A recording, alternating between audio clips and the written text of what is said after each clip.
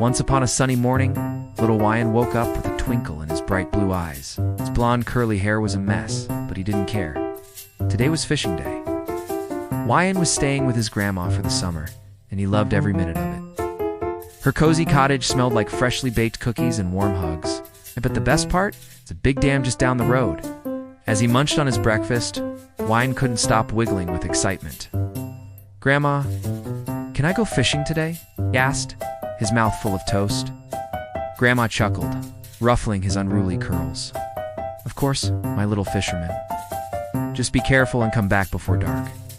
Wian grabbed his tiny fishing rod and a bucket, then zoomed out the door. The sun was warm on his light tan skin as he skipped down the path to the dam. Birds chirped a cheerful melody, and butterflies danced around him like colorful confetti. At the dam, Wian found the perfect spot. He plopped down on a big flat rock and cast his line into the sparkling water. The float bobbed gently, hypnotizing him with its rhythm. But Wian wasn't just waiting for fish.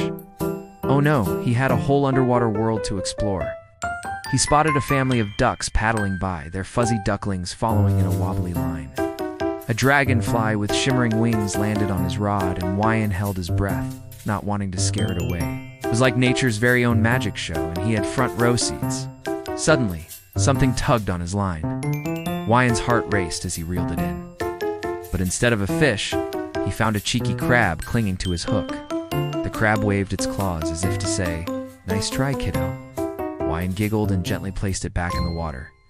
As the morning turned to afternoon, Wian's bucket remained empty, but he didn't mind one bit. He was having too much fun. He rolled up his pants and waded into the shallow water, feeling the squishy mud between his toes.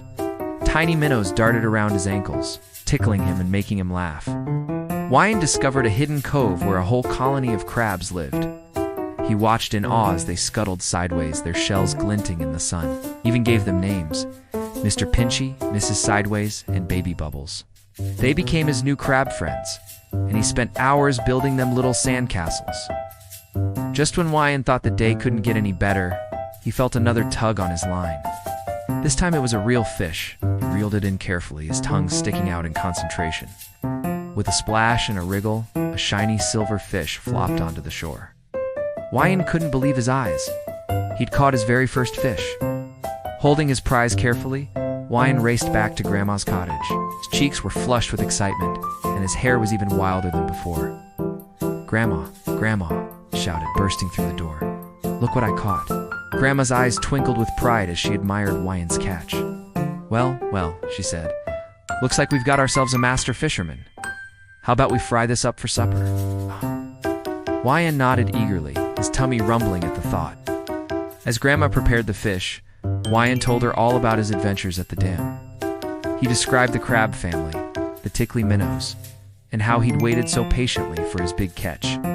That evening, as they sat down to enjoy Wian's freshly caught fish, Grandma listened to more of his stories. She smiled, remembering her own childhood adventures by the dam.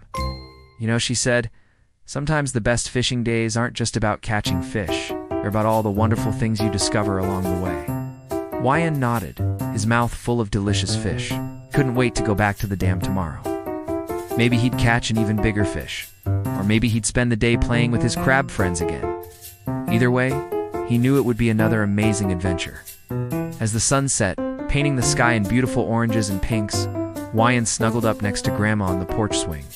The gentle creaking of the swing and the chirping of crickets made him feel sleepy and content. "Thank you for letting me go fishing, Grandma," he mumbled, his eyes heavy with sleep. Grandma kissed the top of his curly head. "You're welcome, my little fisherman. Sweet dreams, and who knows what tomorrow's adventure will bring." Wian drifted off to sleep, dreaming of sparkling water, friendly crabs, and the biggest fish in the whole wide world. And in his dreams, just like in real life, he was the happiest little boy with the curliest hair and the brightest smile.